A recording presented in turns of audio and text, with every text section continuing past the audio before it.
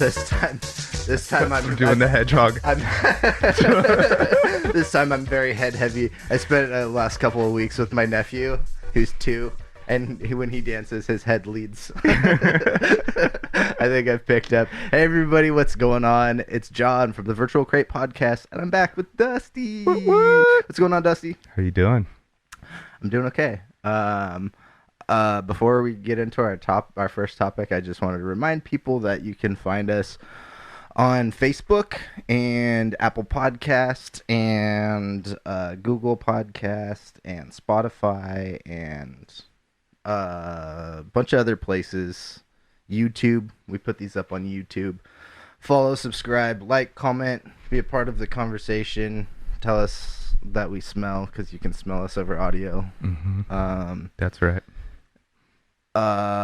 With that being said, let's get into our topic, Dusty. What did we do today? Dude, what a good morning. Yeah. It was a good morning. We went and saw Sonic the Hedgehog. Whoop whoop. Man, that dude's so slow. Yeah. I want to see him race that turtle in the beginning. Right, he would lose. Yeah, we went and saw Sonic the Hedgehog, and that was fun. Yeah. That was cool. So, just real quick, everybody, massive spoiler warning, because I know all of the audience here is dying to go see Sonic the Hedgehog. This wasn't made for us. This movie was not geared towards our demographic at all. Maybe a little bit in the nostalgia for like, did you play Sega when you were 5? Yeah, there was a lot of kids in the theater. I got caught up in a jump rope competition during. I was trying to watch, like, hey kids, I'm trying to watch the movie. We walked out with grass stains. Actually, there was barely anybody there.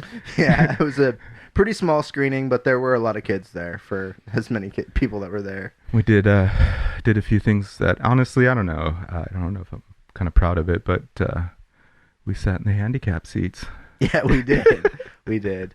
We reserved them. They asked us where we wanted to sit. Yeah. And we said, we'll take those seats. I was like, look at my friend here. I think we need to sit there. I do have certification. No, there was hardly anybody there. We were next to the wheelchair seats. Accessible. And there would have been plenty of seating for anybody of any capacity to be in that theater, because there was, I think, maybe 15, 20 people total. It was actually perfect. Yeah. So neither one of us really was like, this movie is I have to go see this movie. Yeah. But the other day we were talking about what we wanted to do for episodes. In fact, I'm still confused on what the fuck happened this morning. Well, we decided, you know what? We don't like movies anymore. This one might have done it. And that's it. Thanks for joining Virtual Crate. And this is the last episode. Episode 6 is the last episode. No, actually, this movie kind of surprised me. It wasn't made for us. There was a lot of controversy going into it, because they were around the first trailer. They dropped a lot of people were upset with the design of Sonic. Guess the eyes were too human-like, or some other shit that I didn't care about. I heard his teeth was like really vicious looking. It just kind of looked meaner, and they made this one cuter, I guess. And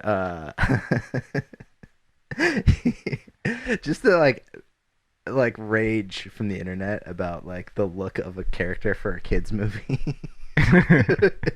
It's super ridiculous, but I gotta say, ended up looking pretty good. It looked a lot like the video game that I remember. I didn't play a lot of Sega, so so for the record, I didn't have a Sega, and like I told you earlier, Sonic the Hedgehog was the only thing that kind of got me curious about Sega. I think I may have played it at some friend's house and stuff, but I never had a Sega. I was Atari, Nintendo, and then of course, Virtual Xbox. Boy. Yeah.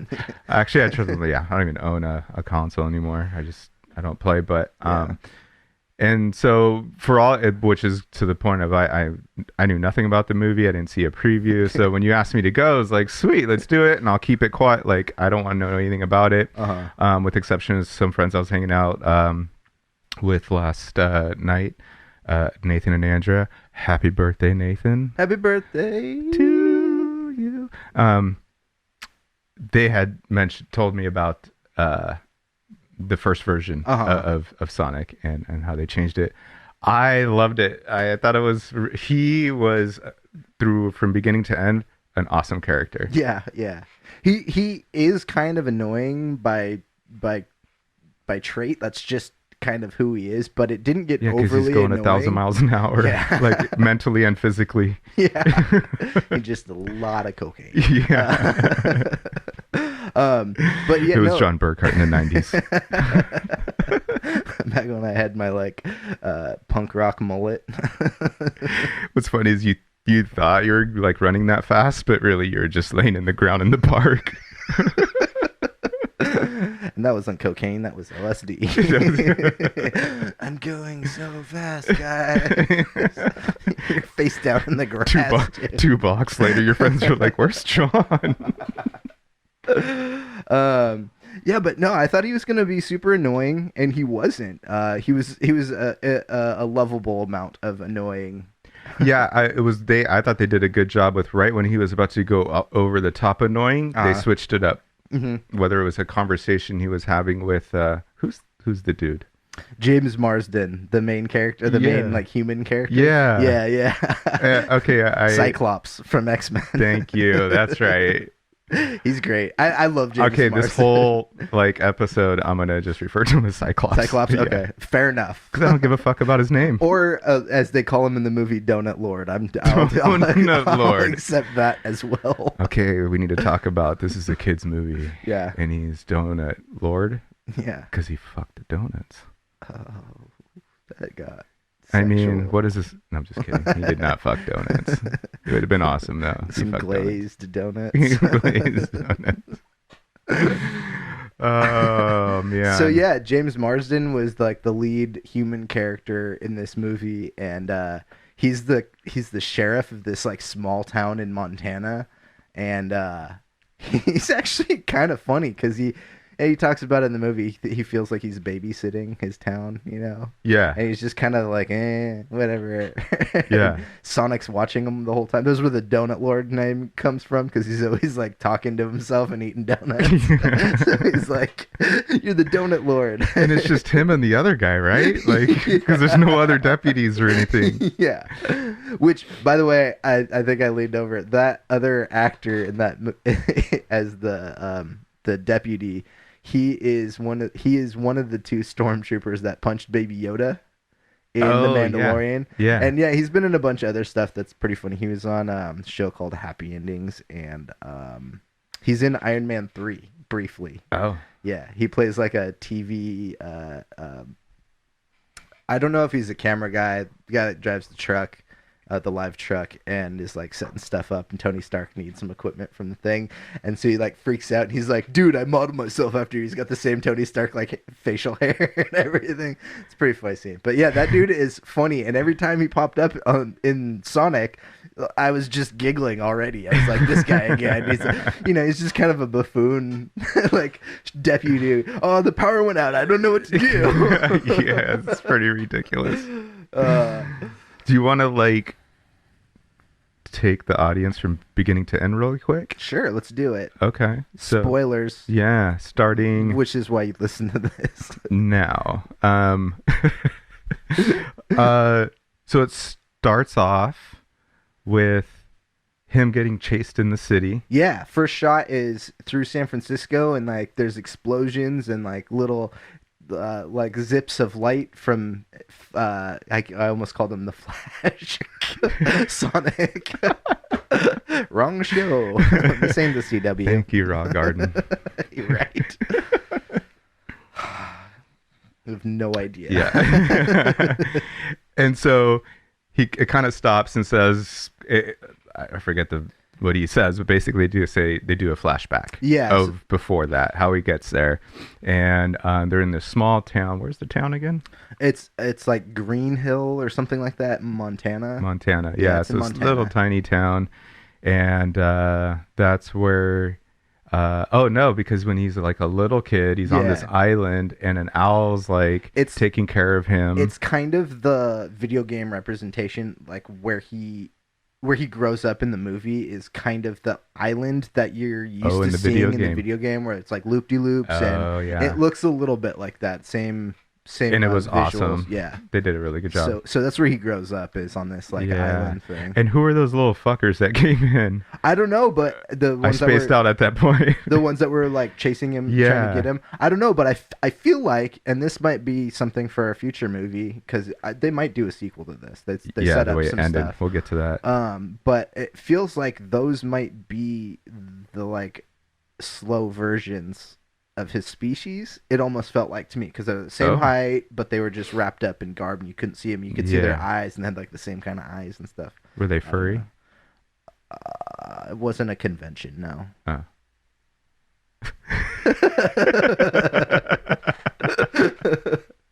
I could see a little bit of like fur popping out, but I couldn't tell if it was off their heads or not. So good. And then is the owl in the video game? I'm not the person to know these things, because I don't know all the deep lore in the video game.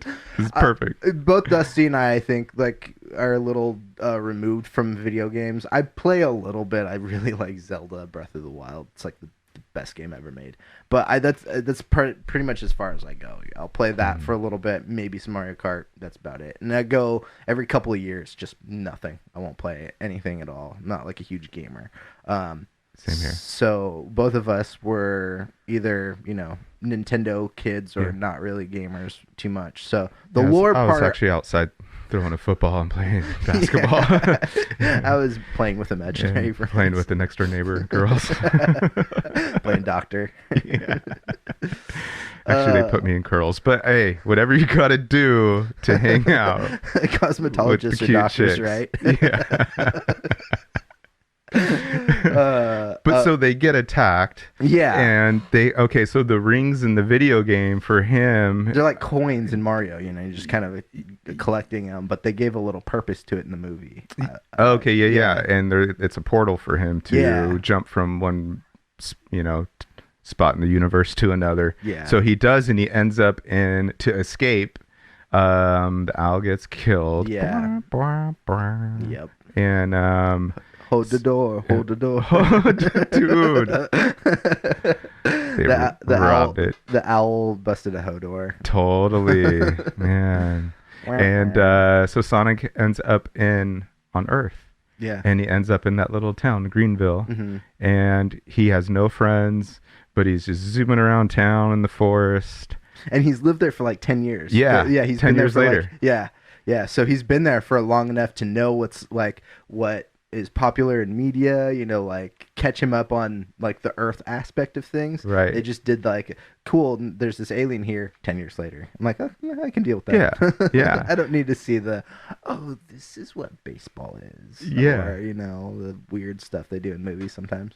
And he zooms by Cyclops.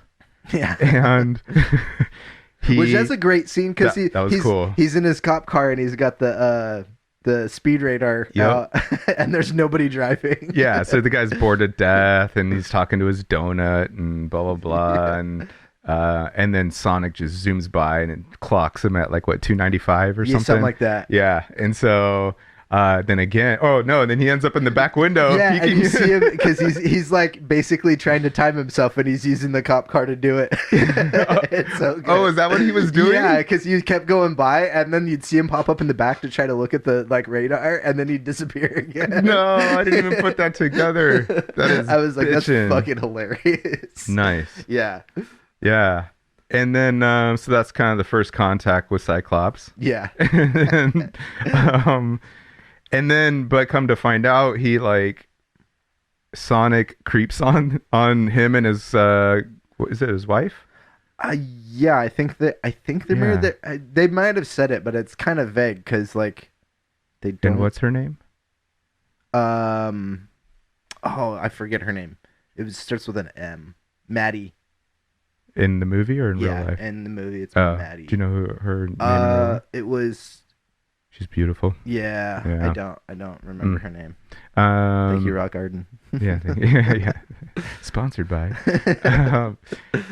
um, but he kind of like creeps on them through the window, and like so they're like show clips of like them cuddling, watching a movie, and he Yeah. feels like he's a part of their life, even though they don't know who the hell he is. And Donut Lord and Pretzel Girl is what he calls them. yeah. And then he has a moment by himself on a baseball diamond, and he just gets like so sad that he has no friends, and he zips around the diamond so fast that he creates this propulsion or like an electrical explosion that takes out like half, I don't know, a couple states or something. And they even like back up and a satellite like loses power or something like that too. They show like a satellite. Oh, that's right. Yeah. There's little cool details and stuff. Yeah. And so of course it alerts the government. The government. The good old Space Force. Government. Good old Space Force. With their space balls. Yeah. They're the same people that were looking for Alf. Yeah. They never found him. Yeah. But Alf found my cats. I used to love that show. Show is great. Maybe we should do it. Dude, I went to high school with Benji. Really? Yeah. Is he from here? He's from Thousand Oaks. Oh, no way. Yeah. I went to Thousand Oaks High for like a semester. Oh, okay. And he was in my PE class, and he was super nice. What a cool dude. Benji, if you're out there, you will have no idea who I am. You want to come on the Virtual Grey podcast? Yeah, we played soccer together. I would love to do an Alf episode. Yeah, come on, Virtual Grey. Dude, let's talk Alf, bro. We'll get you high. Thank you, Rock Garden. Thank you, Rock Garden. We're not sponsored. Not sponsored by. Not sponsored. So yeah, and then Jim Carrey. Yeah, we haven't even touched on him yet. Jim Carrey was the villain. Shows up. Dr. Robotnik. Yeah. Dr. Fire Marshal Bill. Yes. Because he's the same fucking character all the time. Jesus, Jim. Jesus. But like what we said on the way back here is like, the young kids aren't going to realize that that's the same old shit Jim's been doing the last 30 years or for whatever. his entire career. Yeah. So it's going to be new. So that's cool. Yeah. I'm sure hopefully they enjoy it. But for me, I'm like, God. It happened again. There goes the chair. I was pushing it in to see that it wasn't going to do it, and it happened again. Folks. And I saw the look of death in Jon's eye. I'm going to need to start a Patreon to get a new chair. Yeah. Dude, I got one for you, man. Oh, do you? Yeah. Okay. We'll talk offline for a small fee of $5,000. Jim Carrey, man. Yeah. Kind of sick of that motherfucker. Yeah. Hey, man. We're going to have a good conversation here because I grew up being a huge Jim Carrey fan. Me too, though. Okay. Yeah. I loved him. Like, one of my most memorable times watching TV with my mom and my brother, sometimes with my dad. I'm trying to remember the times that he was like home or not, whatever. Mm-hmm. But one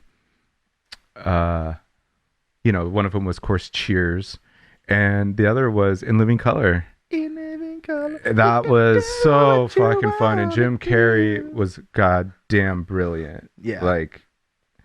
Over the top, but I really enjoyed it. Big fan. Yeah. I've been a fan of him pretty much a lot of his movies.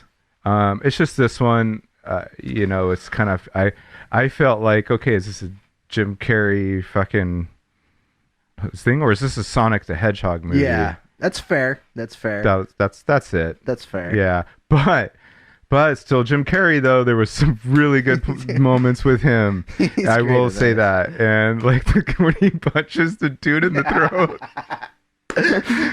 Oh my God. He's got this henchman. Yeah, he's got this henchman, this assistant. Yeah. That they should have, like you said, they should have had him more. A couple more gags, or even if they, we'll talk about this when we get to the end. If they had him end up with him at the end, just them two, Yeah. and in the little area that they end up, I don't know. It would just give more dynamic, and you can bring that guy back for the next movie too. And like, there's another little comedic foil for Robotnik, who happens to be his own henchman. Yeah, that guy was great. Yeah, so he punches him in the throat, like just to fuck with him. They're just like walking, and he's like, "I'm sorry, I did something," and Robotnik just like chops him in the throat. Yeah, just like, okay. Was he tough? You left yourself open, man. Yeah. So I did. There were some really good moments with Jim Carrey, and actually the first moment that Sonic the Hedgehog and Cyclops meet is in the garage. Oh yeah, because they're looking for him, and Jim Carrey comes in. He takes over the whole military, search, and then now it's him because he's the evil villain. That's part of our government. I had some questions about that myself because, like, the whole time they're telling you that James Marsden's on the lam and he's a fugitive from the FBI and he's a terrorist and all this shit. Robotnik's the one blowing stuff up in random towns. Like, it was like San Francisco, and he's just got like massive drones and like a personal aircraft. Yeah, just blowing up random bits of the city. And people are like, "I'm sorry, did you say chai latte?" Yeah, I'll take two. Okay. Fucking regular life keeps going. But no one's like, "Hey, there's like this little blue thing then," and then that thing's chasing it and shooting missiles at it. It was kind of ridiculous. So yeah, he works for the government. They give him like lead on this military project to go figure out whatever this thing is, and it's just like he's already a jerk. You don't like the character because the first time you meet him talking to an army commander, and he's just an asshole. He just like puts that commander in his place, and he's like, "Run along now." You don't watch Project Blue Book, do you? No, I don't. He plays another high up officer. Oh, Neil McDonough. Yeah, is that his actor? name? Yeah, the one that Jim Carrey took over, right? Yeah. He's been in a bunch of stuff. He's a great military guy. He's a total dick in Project Blue Book. Oh, is yeah, but he's great. Yeah, he's one of my favorite characters. But he's one of Captain America's homies. Oh, really? Yeah. They put him in prosthetics, but he's a little bit bigger in Captain America. The first one. Dum Dum Dugan is his name. Really? Yeah. Oh, interesting. Yeah, one of the Howling Commandos. Anyways, we're talking about Sonic, not Captain America. Squirrel. Jeez. Ooh, butterfly. Yeah, so we're talking about Die Hard and Nakatomi Plaza, man. So they're looking for Sonic the Hedgehog, and he goes and hides. Oh, they find his little cave that he has. Yeah, so he's got to take off. Yeah, and he packs his shit, and he goes to Cyclops' garage, and Cyclops thinks there's raccoons in the garage, goes in, and he, right as he's doing that, he's going to teleport with one of his rings, Sonic is, to Mushroom Land. Yeah. Where he's going to get super faded. Mm-hmm. And I know where you're going with this director and writer. So what you're saying is when I go see the sequel, you want me to eat mushrooms before I go see that. Yeah, I caught that too. And done and done. Check. And already done. Already done. Started this morning. Right when he throws a ring down, he's going to teleport, and Cyclops comes in with a tranq gun and shoots him, and he goes to pass out, and he thinks of San Francisco because that's how it works. Yeah, you have to think about where you're going. Yeah, so wherever he wants to go, he thinks about it, throws a ring down, jumps in, and that like world will teleport him. Yeah, and all that. And so his rings, he passes out from the tranquilizer. His rings fall through. His other rings fall through the teleport in San Francisco on top of a building, but then the teleport closes, and then next thing you know, then they meet, and it's crazy. Who are you? Blah, blah, and getting to know him and stuff. Yeah. And then they got to get to San Francisco to get the rings from Montana. Yeah, so now they're on a mission to San Francisco, and I'll say one of the parts, even though it ended hilarious was the bar scene. Yeah, yeah. Because the whole movie he's hiding from humans, and then all of a sudden he can just put on a cowboy hat and spin around and cause commotion. No one's like, who the fuck's this little blue fox looking thing? They're like, that guy has alopecia. That's kind of how they played it too. They're like, he's got a skin disease. They really did. Okay. They went there. Clearly the studios were like, yes, just go with that, move forward. The biggest thing that bothered me was, how does nobody realize there's a CG character in the real world? Yeah. I mean, thanks for that. Wait, there's not. We're gonna have to put this thing on pause. Thanks, Raw Garden. Not sponsored, but we should be. We should be. Yeah. So they do kind of a buddy road trip part of the movie to go to San Francisco. The whole bar scene happens.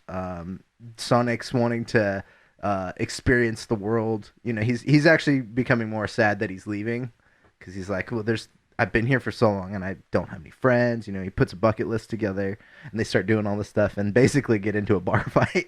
Yes.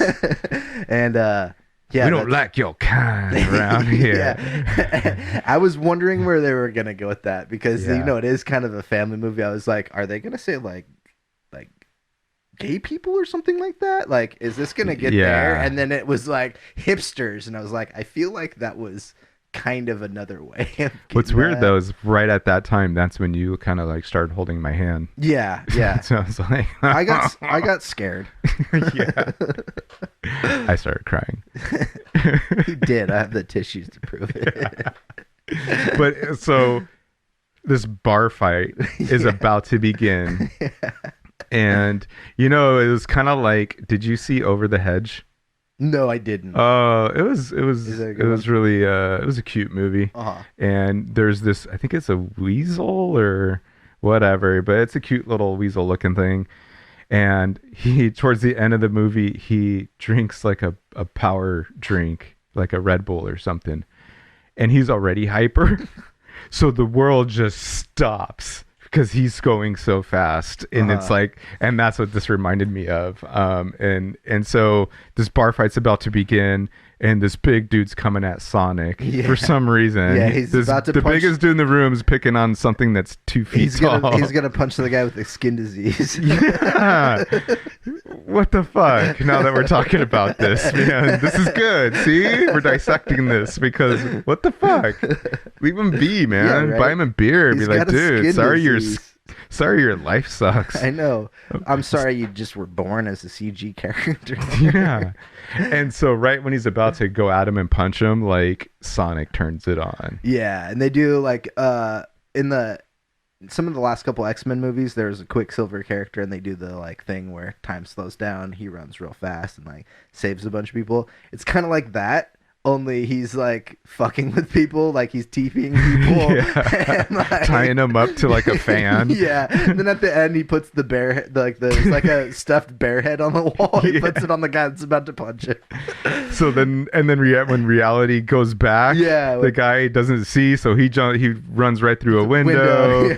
And just chaos happens. The whole bar like collapses. Yeah, he basically like destroys everybody. Yeah. It's pretty good. So that for me was really like hilarious, and it saved my like, because I was trying to be like, really, dude, you're at a bar and like, I mean, and then so then of course they take off from there, and Jim Carrey continues to chase him. Yeah, there's that car chase scene where he launches the harpoon through the truck, and then they knock the tank over, and then like another little one comes out of that, and it keeps chasing them. Yeah, and then it like keeps getting smaller. Jim Carrey has a lot of fun, cool little toys. Those are cool. They're like Russian nesting dolls of drones.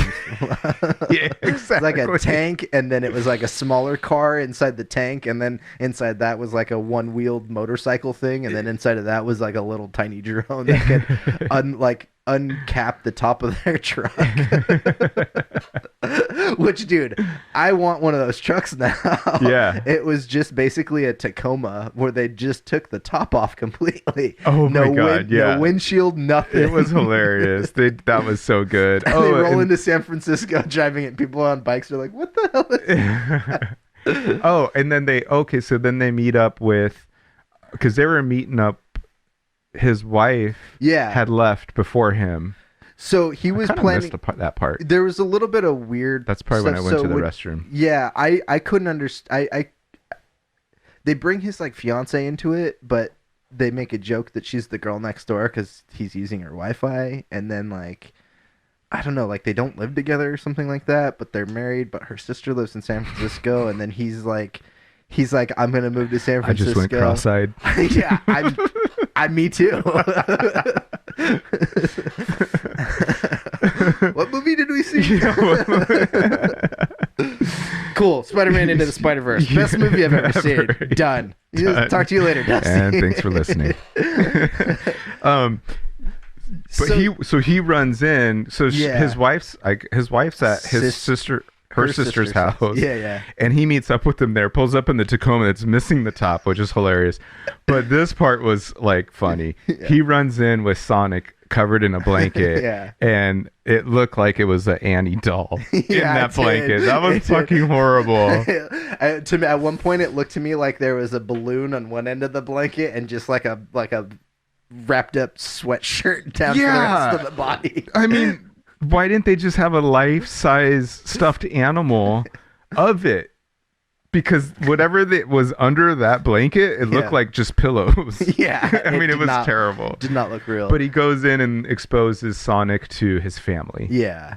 And we have the sister is not a fan of their relationship, seemingly. And because by now they're a fugitive. He's a fugitive. Yeah. Because of all the shit that's been going on. It seemed like even before there was a little bit like, maybe you should break up with it, blah, blah, blah. But now it's like, he's a fugitive. Yeah. He's not allowed in my house. All this. And they played some of that character well, too. I thought she was good comedic timing for some of those scenes. She was hilarious. Yeah, actually, I laughed at almost every scene with her. Yeah, me too. It was good. Yeah, kudos.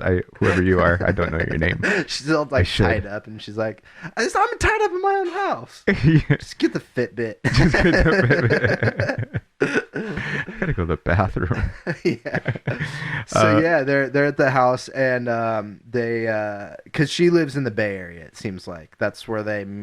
She's in San Francisco. Oh, so at that point they're in San Francisco. Yeah, so her sister's in San Francisco. They made it, and they finally take him to I forget the building it's on. It is that's a Sears? No, it's Sears is Chicago. Yeah. It's not the Salesforce Tower. That's the other one. The Amazon Tower. No, it's the one that looks kind of like a pyramid, though. I forget the name of it off the top of my head, but it's a real building in San Francisco.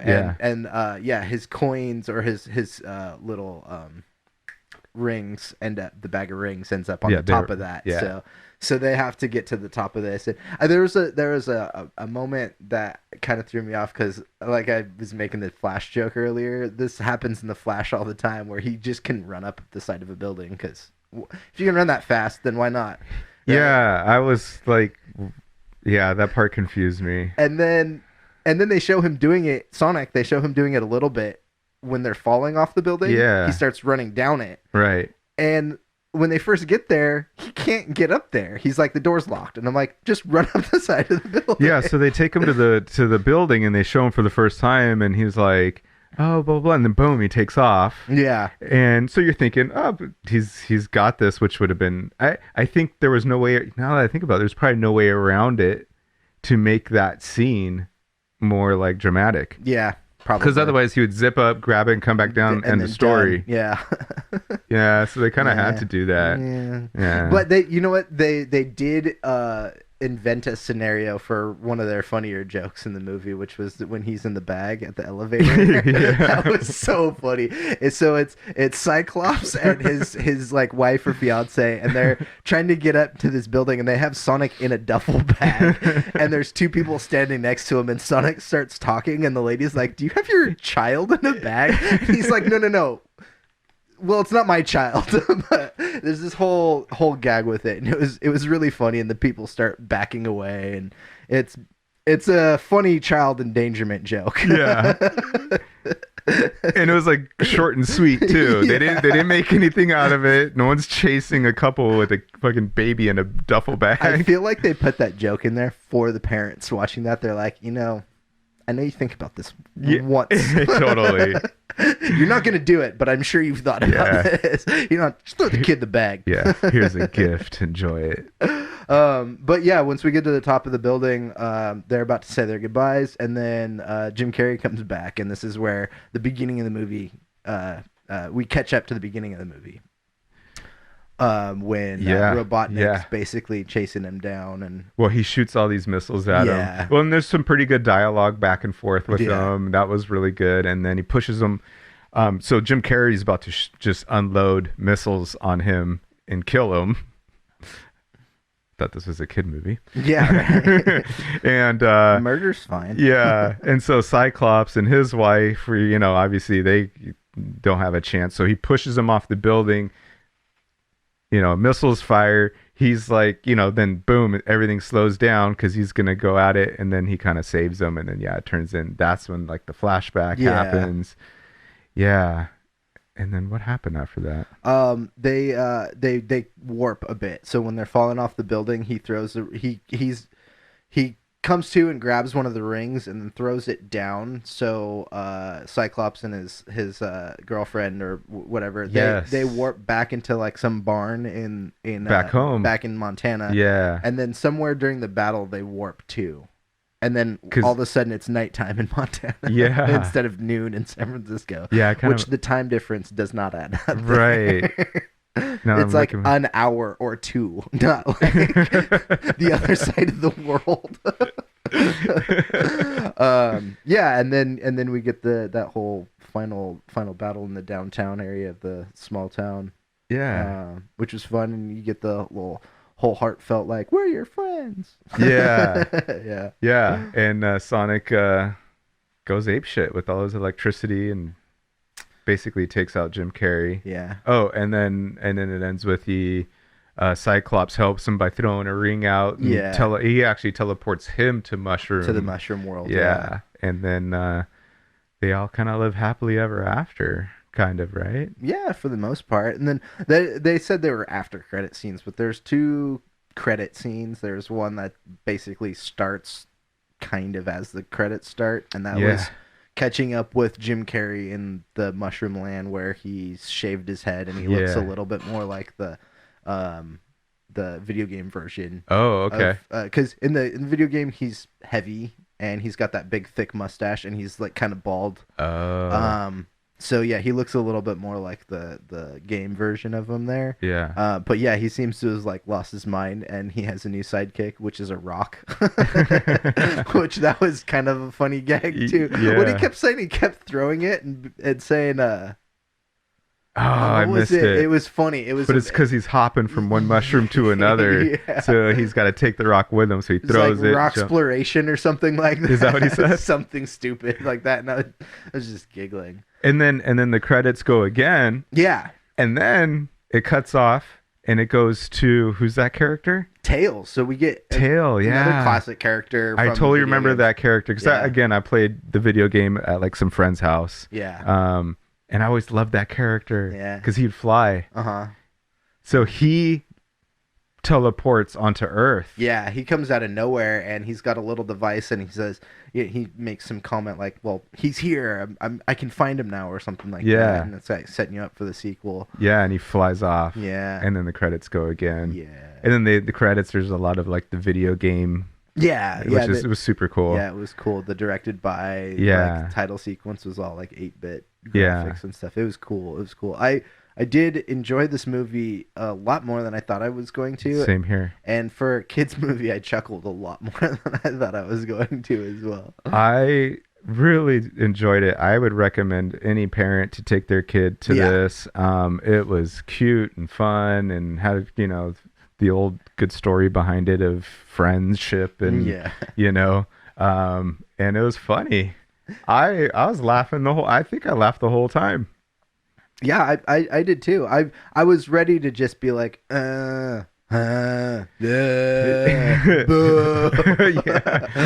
But it was mostly like, So especially it didn't start well. And I'm Yeah. really quick. Do you want to talk about how I don't want to pay money to go to a theater and watch 20 minutes of freaking commercials? Yeah, this was. What the fuck, man? I've been seeing this happen more and more, but this was irritating. This was like, there's trailers for movie trailers now where it's like 15 seconds and it's like the movie trailer's starting now. It's like, I didn't need a trailer for this. It's 2.5 minutes. Just show me the trailer. Yeah. And they did that with the trailers. They showed like 10 minutes of like broadcast commercials like Geico and Coca-Cola, Progressive and... the regulars, and then it got into the movie trailers. I thought we were kind of gonna bypass some of the movie trailers because we would watch so many commercials at that point. Yeah, it's just like, what? Ridiculous. And then it was a kids movie, so they were playing trailers of some really terrible movies that are coming out.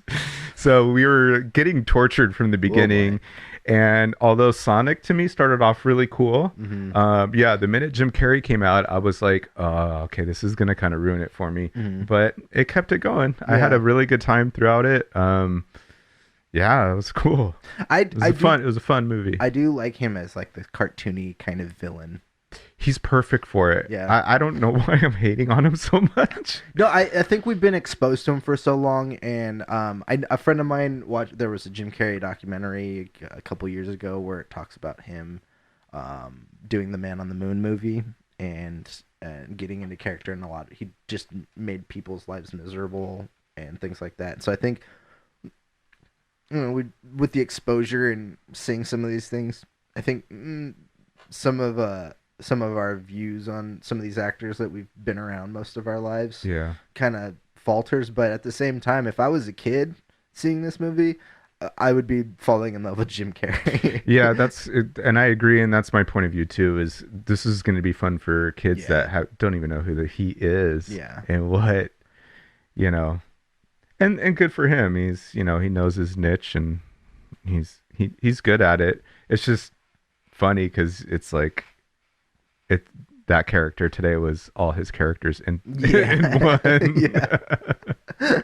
It would have been funny to see his the character from In Living Color, the like weightlifting model.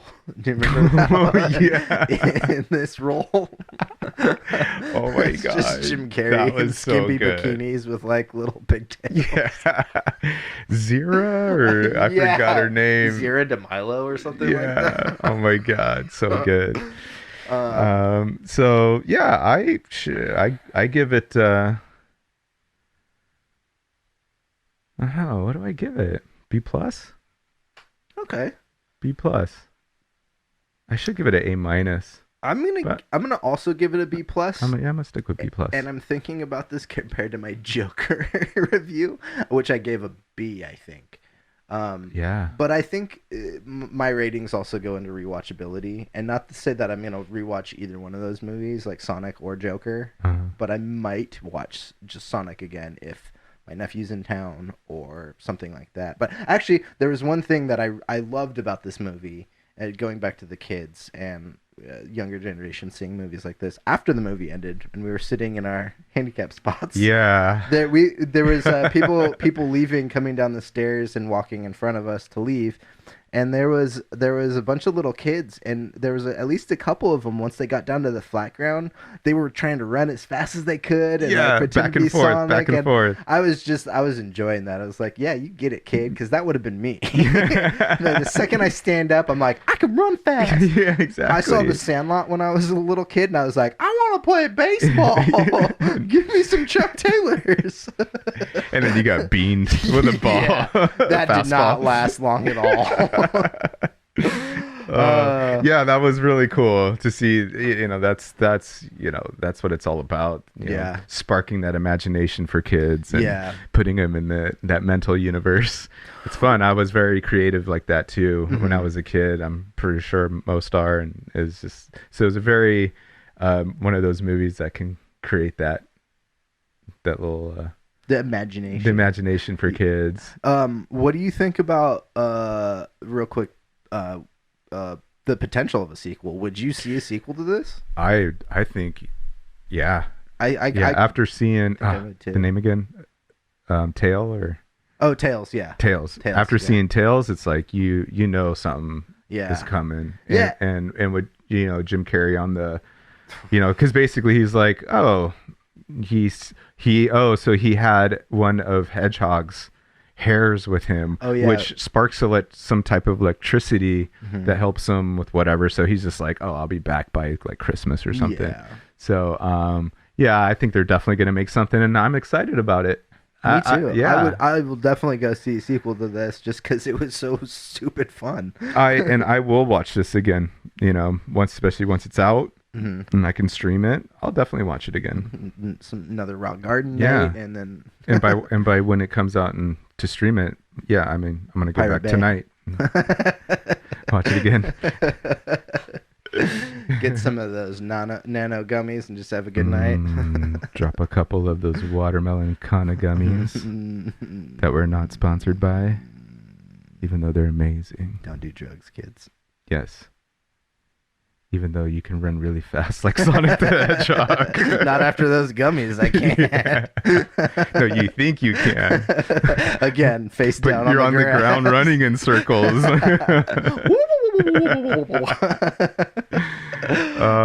Good times, man. Well, yeah, this was a fun episode. This was kind of a little different. Random. It's different than we're used to. We usually talk about stuff we've watched of the week and think about it, but this one we literally just got back from the movies and started recording. Yeah, I really like this. Yeah, me too. And I don't mean to offend anybody that really knows all about the movie, story, video games. I just sorry, I don't know, but great movie, great storyline, and Sonic's always been like, a fun video game. Yeah. So yeah, this was cool. Yeah. Random and cool. Yeah. Is there anything you wanna let people know about before we take off? I can bench press 355. Yeah. You know who you are. You can catch me at Gold's Gym. Who's listening? Where I work. I mop floors. I just want to say, hope everybody had a great weekend. Peace, love. All right. Thanks, Dusty. Dusty will be back next week, I'm sure. Yeah. And by next week, tonight. Yeah, Dusty, like I said, Dusty lives here. We cuddle a lot. Yeah. The sooner we wrap this up. So I'm going to go to commercial break, and when I come back, Pat will be with us. Thanks for listening. Peace.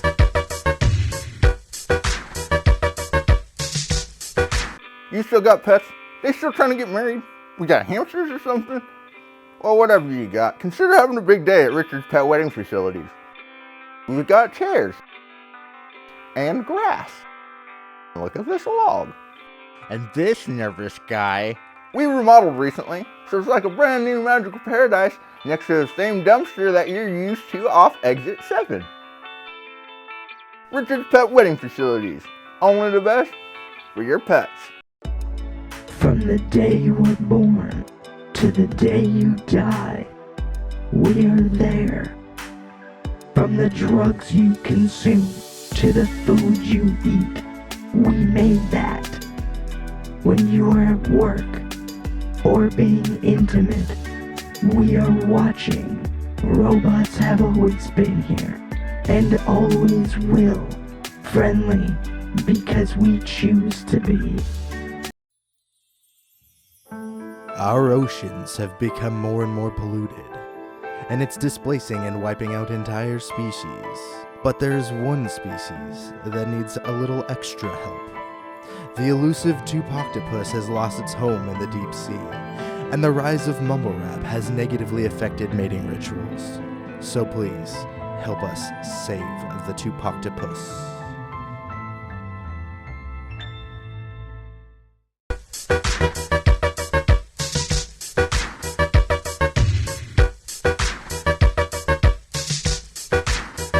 Got the meat sweats. I got the meat sweats from dancing right there. I think it's maybe from eating those nachos. Yeah. What's up, everybody? We're back. I'm back with Pat. How you doing, Pat? Doing good. Back again. Talk some music. We do have unfortunately, some more somber news this episode. Yeah. Jacob Teal From The Faint. The band The Faint. Kind of a seminal band in that they brought synth pop sort of back. I mean, they were part of it, kind of, to bring it back to the mainstream. Yeah, I would say. I know their music. We know their music from skate videos back when we used to skate a lot Used more. in quite a few skate videos. Yeah, and I always remembered Agenda Suicide. That one's awesome. I love that track. Yeah, but Jacob Teal, keyboardist for The Faint, passed. Do you know what it was? I don't. It happened so recently. I don't think that it's really public at this time. But When I had read it, it was there was nothing said about that. But all the best to his family and all the Faint fans out there. I count myself as one. Yeah. We're thinking about you guys, and let's talk about why we're here today. There's a new record, highly anticipated record. Tame Impala. Tame Impala. This chick Tammy, she put out a new record, and it didn't sound like Impala sounds at all. Didn't sound like one, car engines, or two, like an African deer. Didn't sound like either one of those. No. It sounded more like a little bit disco, a little bit poppy. It wasn't what I was expecting from. I was thinking of the classic. Think of an Impala. When I think of Impalas, I think of the classic 6-bow. Mm-hmm. And this just did not sound like that. And but it did sound good. Yeah. This does sound good.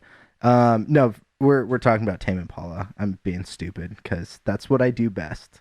Once I'm full on nachos, then I get meat sweats and I got the cheese stuck in the brain, and so all I think about is just dairy product. Nachos Bell John Day.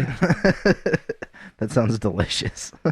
But dude, Tame Impala record came out on Valentine's Day. Happy belated Valentine's Day to our future girlfriends.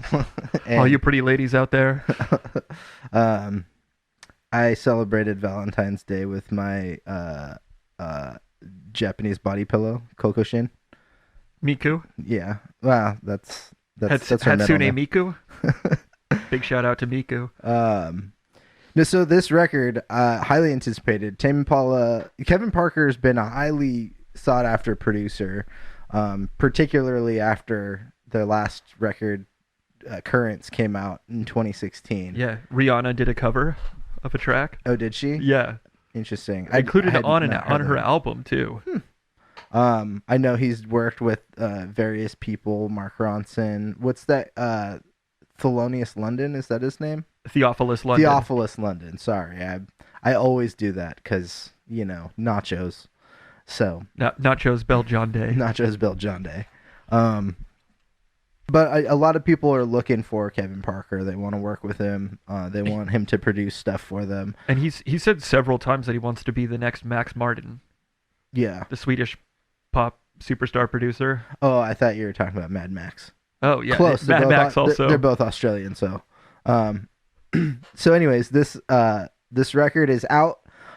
They had been putting out singles for the last maybe almost a year. Is it a year? Close to, I believe. When did Patience come out? That's not last spring. Last spring. Yeah. So that didn't make it on the record, but I love that track so much. I thought it was gonna end up making it. That was sort of a more like, it kind of had a more yacht rock feel to it. Sure, a little bit. Sure. I feel like that song and Borderline are pretty similar in like vibe. I guess. Agreed. Very disco and disco-y. with Border. That's a good segue into Borderline. We can talk about that. That's one of my favorite tracks off the album.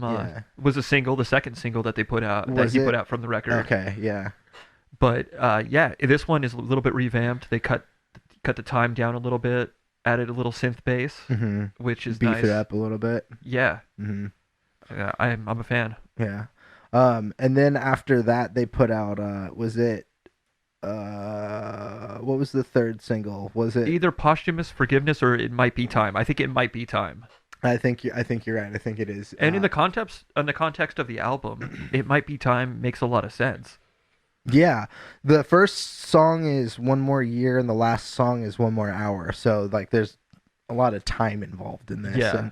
And it seems Patience. like That right there. patience, a lot of nostalgia in some of the lyrical content. Lost in Yesterday. Lost in Yesterday, yeah, that's one of my favorite. That was the tracks last on single released before the before album. yeah. And that's a good record. That they put that video out with That's a and great performing record. as like a wedding band Yeah. throughout the decades. Yeah, I like that video. It was well done. So I'll start by saying I was really looking forward to this record for a long time. I probably overhyped it in my head. And then I ended up getting a copy, not a actual release from anybody, but I got some lo-fi versions of most of the record. They were just run through like an 8-bit sampler. Well, I listened to it and I was not really impressed with what I was hearing, but it was hard to judge too because I couldn't hear it very well because it was such poor quality audio.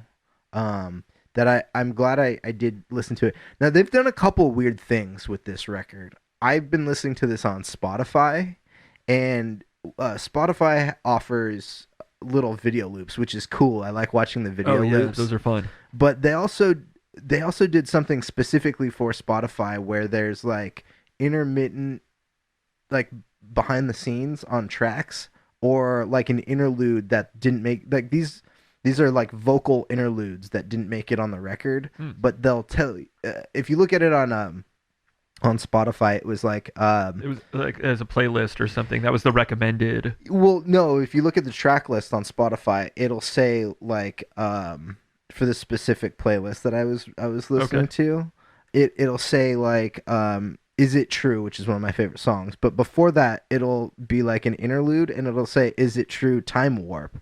And it'll be Kevin Parker, like, on some, like, weird delayed vocoder, just saying, this song is It True? And I wrote it at the grocery store, or whatever the hell he says. And then it goes to the song, and it was like... What is this?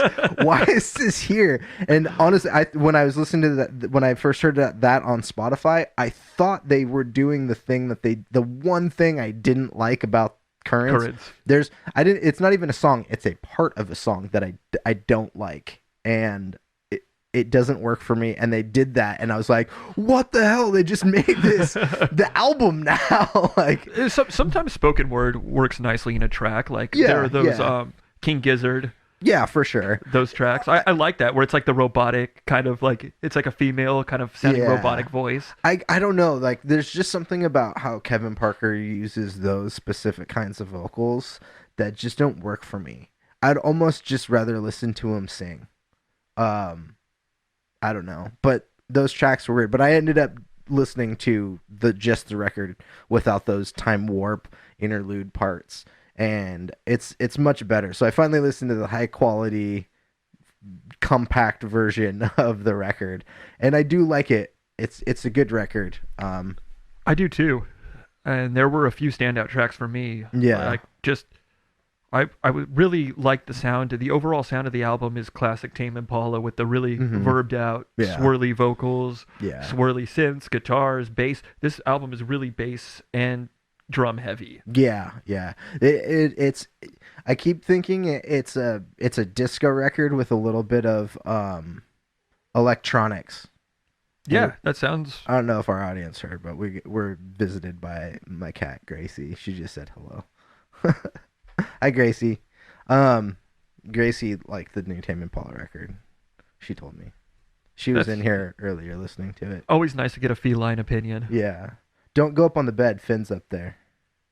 Yeah, you're not going to enjoy yourself if you do that. Finn's the other cat. He's the Gray Panther.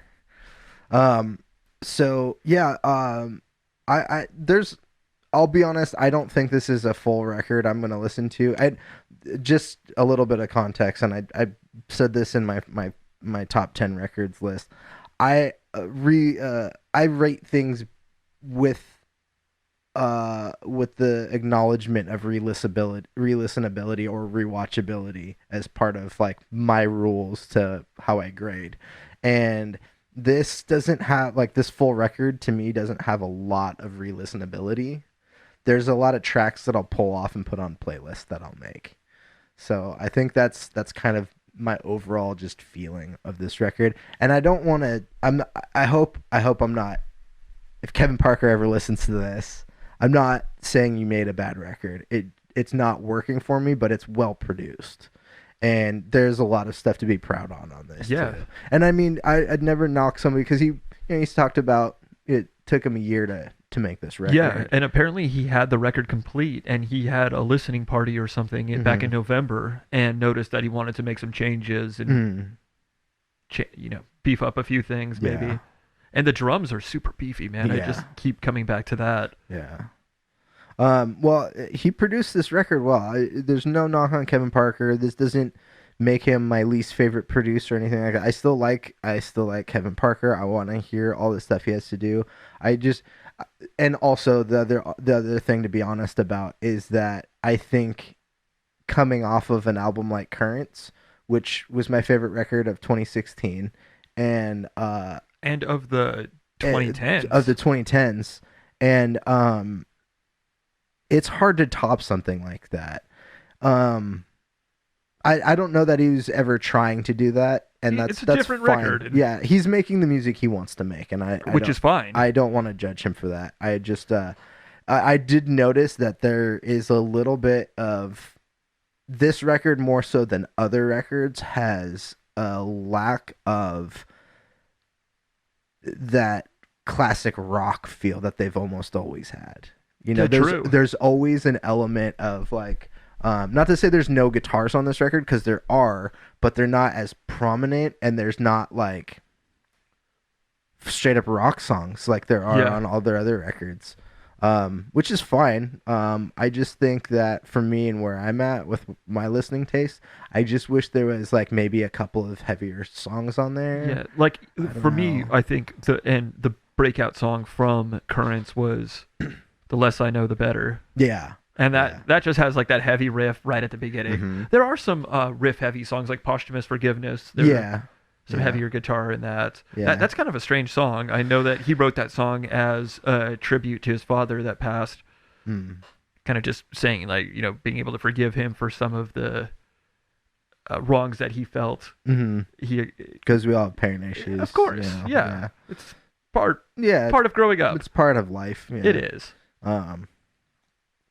And yeah, so he had written that about some tough subject matter, but it's just such a jarring song. Some of those sounds are very, very jarring. Listening to that, just chilling out, like kind of having it on the background as I was going to sleep, and it's got some. It almost like reminds me of classic Pink Floyd in a way. Yeah, some of those sounds.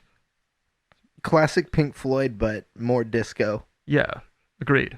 So, favorite tracks? What do you think, John?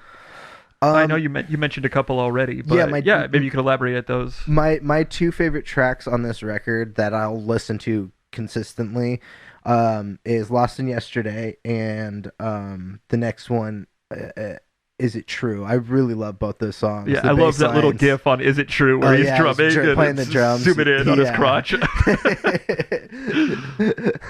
Nut shot. Yeah. It's a good one. But and then we both like the song after that. Which one is that? I think it's one of the singles. The one after "Is It True"? Yeah, "It Might Be Time." It Might Be Time. I love those little sirens that come in and just those really bombastic drums. Yeah. But the other one that keeps sneaking up on me, and it feels different than the rest of the record to me, is the first track, "One More Year." Really like that track, and it's kind of just like a reverby kind of ARP synth sound. Yeah. Like I don't know, I can't. I don't do a good job describing those kinds of things, but yeah, that song's great. It kind of reminds me of. This might sound weird to some people who know what I'm talking about. Like the band The Horrors. Do you know The Horrors? I'm not too familiar. Okay, well, I'll play some for you sometime, but I might have actually, but they have some stuff that's kind of like that for a rock band. They go like a little bit like weird electronic, like drony electronic. I don't know. Cool. All right. Yeah. Sounds good. I heard some music recently that was really strange too. Yeah. This made me think of it. It was like it's called Master Boot Record, based on some sort of like PC term or something. But the music is crazy. It's like I think it's a 16-bit computer, and it's playing like symphonic metal. That's cool. Yeah, That's it's cool. gnarly. Does anybody incorporate the Miku pedal on that? Possibly. I'm not sure. I only listened to a few tracks, but it sounds like dot matrix printer just going insane. Cool. Yeah. That's cool. Very, very cool. But for me, this Tame Impala record, Breathe Deeper was a standout track. It seems like Kevin's use of synthesizers just getting more and more varied and Yeah. ingrained in that Tame Impala sound. Were there any tracks that you didn't like at all? I have one for sure, but I think mostly just Posthumous Forgiveness with that. It's just very jarring compared to some of the other songs of the album, but I'm sure that was intentional. It just kind of took me out of that listening experience of the cohesive album. That first mix that I'd heard of it, maybe it came, actually now that you mention it, I think those first mixes that I'd heard probably came from that release party that he did in November. Oh, okay, yeah, that could be it. Because that's probably how like some of those higher def versions, because that song, when I'd heard it, didn't sound like it was finished being mixed, and it sounds mixed now. Yeah. But yeah, that one's not my favorite track. You had another track though, right? Yeah, it was. I think it's called On Track. Yeah, that. Where he just like is talking about like staying on track. Yeah, that one. I forget the chorus in it. I forgot it on purpose. It really is just like he's talking about on track. Like, yeah, I really didn't. Remain like on this. track, stay on track. It's a lot of on track. It's a good message to tell oneself, but I You're having a difficulty staying on track listening to it. The repetitiveness of that chorus, I tried to forget it because it was annoying me a lot. But the chorus in that is just like, it feels like feels like when you're having a hard time and you want to jump out of your skin. I feel like my ears were like, I'm in a mental institution right now. Yeah, so that's pretty much every afternoon for me. Yeah. And again, I don't want to be too harsh on Kevin on any of this. This is all just like how it hit me, and so everybody has their own taste in things, you know. I think a lot of people do vocoded vocals better than Kevin Parker does, but that's not to say he hasn't done good vocoded vocals on songs before, because like you were talking about on Currents, that first track, the less, or not the less I know the better, I forget the first, it's the first track on Currents. I forget, they come in with some vocoded vocals at the end, and it's really a nice accompaniment to the whole thing, but really I don't like these kind of direct thoughts. It's hard to say because all these songs are direct thoughts from one human being, but yeah. some of these things I just don't work for me. It really is a range of emotions, though. Yeah, and the stuff that he's talking about are relatable. Yeah, for the most part. Yeah, but again, I'm not like hating on Tame Impala. I'm just gonna skip these tracks. That's kind of where I'm at with it. It seems like a lot of it's just like him dealing with coming to terms of gaining that fame and notoriety. Yeah, maybe. I mean, Currents was really, I think, a big turning point for him. Yeah. I had the briefest of moments when I was wondering if Borderline was because of Borderline. I wonder, so was it was last year. It was, yeah, it was right around the same time. Kevin Parker was in Malibu recording this record, and we live 2 houses down from him. I'm just kidding. No, we live not far from Malibu, but just around the hill, there's a town called Thousand Oaks, and there was a shooting at a nightclub. Yeah, mass shooting. The Borderline. Yeah. And the next day is when the fire started that he ended up having to evacuate from. That's right. Just the thought. I've had the thought before too, but maybe it's only because of our circumstance where we're at. Yeah, it's probably not, though. but it would be cool if it was. I mean, that would be great if Tame Impala had ended up doing like a fundraiser song for, something terrible like that. Yeah, that was a tough time. Yeah. That was hit so close to home. Yeah, I was working in Calabasas at the temp job that I do during the holiday season. And I was driving back at night, and I remember seeing all these cop cars going the other way. This was at midnight, and I made some joke in my head. I was like, "Oh, I can't remember what it was, but it was something stupid." And then I found out when I got home that there was an incident at a nightclub in Thousand Oaks.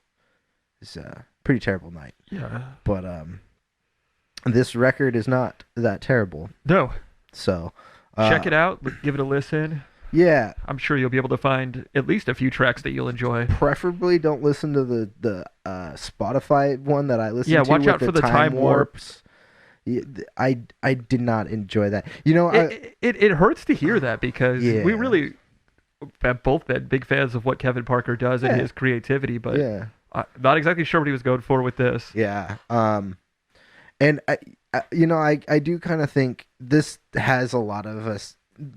His aesthetic is usually retro-ish, 70s. His sound, stoner psychedelic kind of pop sound. I kind of wonder if maybe he was doing that, kind of going back to specifically because it's Spotify. Is maybe going back to like an old radio host kind of thing. Like a radio countdown show kind of thing, like Casey Kasem. Here's the next song. That's right, maybe cool. I just it's those kinds of things work better when you make it. And honestly, this is something I would do too. Is I would doctor my vocals. I used to do that a lot just because I didn't want to hear my voice. I used to doctor Mario. I used to doctor Coven.